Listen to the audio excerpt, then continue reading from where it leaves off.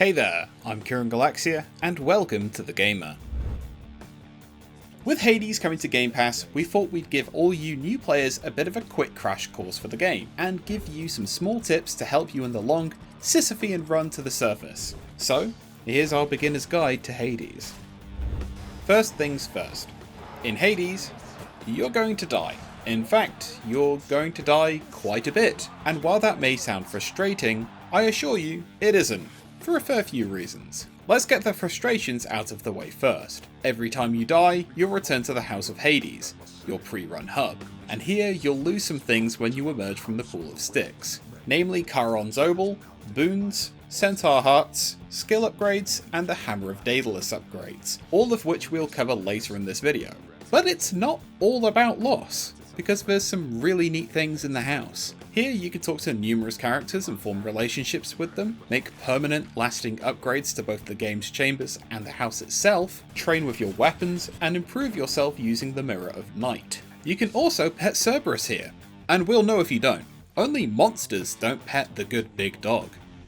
You're not a monster, are you? When you're in a run, every time you complete a room, you'll be shown the next room's rewards. And in some cases, you'll be given a choice. There's a few symbols that can show up here, so let me break down some of the key ones for you. First, we've got a key. Almost like I planned that in the script. These are chthonic keys. They're used to unlock weapons, as well as additional upgrades at the Mirror of Night. Yep, it's a quite literal key to unlock things. A pretty neat way to remember it. These will stay with you after you die. Next, we've got golden coins. These are Charon's Obol. You can use these to pay for goods in Charon's shop, and you lose them at the end of each run. While you might think to yourself, gotta spend it whenever I can, it's worth keeping some for when you reach the Temple of Styx, because Charon's got a big shop at the top, and plenty of goods you'll want. Speaking of Charon's shop, if you see this bag, that's Charon's little shop they may set up in the rooms. You can get items ranging from boons to healing items here, so they can be worth a visit. Now, onto darkness. These purple, tear-shaped crystals are vital for upgrading Zagreus' abilities in the Mirror of Night. You'll keep hold of this when you die, and it can be worth dedicating some runs to grinding some darkness for upgrades. These flasks are nectar. It might seem weird, but it's worth giving these to gods and certain characters in the House of Hades, as they'll give you keepsakes. These are little trinkets which give certain upgrades that can really help out in a pinch. You'll retain nectar at the end of your run. A blue heart with a red cross in it is a Centaur Heart. These upgrade your health by 25 points for the run, so they're definitely worth seeking out if you want some longevity. You'll lose this upgrade after death, so during your time in the Pool of Styx, you can have a little think about what Zagreus does with these. Or don't, maybe don't. Lastly, you may see a variety of logos like these.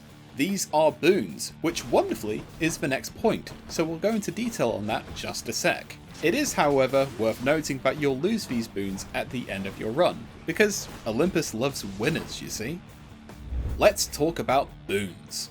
Boons from the gods of Olympus and Hades power you up, and can modify the nature of your attacks, your cast, and your dash. Different gods have different effects, such as Poseidon having a focus on knockback, Athena having a focus on defense and reflection, and Dionysus being the god of a damn good time, or damage over time as you poison enemies with the power of 1,000 hangovers. You can only have one boon applied to one function. For example, if you've got an attack boon applied, and you see a new one you'd rather have, that'll take your current boon's place. Boons also vary in rarity, from common to legendary, and as you can guess, the more uncommon the boon, the more powerful it is. Different boons work well with different weapons and playstyles, and there's a fair few gods and boons to work through and experiment with. It's definitely worth playing around with these, experimenting and creating a build that can decimate enemies with ease. The dead must make a rather easy target, wouldn't you say? Okay, we started this guide talking about death, let's end on defying it, shall we? Health is very hard to come by in the early stages of Hades, and it doesn't get that much easier later on. There's a few ways you can gain health back, namely food from Charon's shop, fountains after bosses, and if you've bought the upgrade from the House Renovator, you can have him appear as chambers. Centaur Hearts can raise your health and heal you for 25 HP, and Infernal Troves can offer health as a reward. But considering the challenge can be steep sometimes, that victory can feel rather Pyrrhic. There are other options as well, but what if I was to tell you that there's another wild alternative? Well, without trying to sound like a snake oil merchant, what if I was to tell you you could come back from the dead? Death Defiance is an upgrade you can purchase from the Mirror of Might, and whenever your health goes to 0, you'll come back with 50% of your overall health on the spot. You can get this upgrade up to 3 times, and there's also ways to restore your Death Defiances during runs, either from Charon or in some cases from Boons. Skelly's Keepsake also gives you a Death Defiance, so why not give your old bony pal a drink? Regards of the house, yeah? Are you being serious here, pal? You brought that all this way for little old me? That's real nice of you.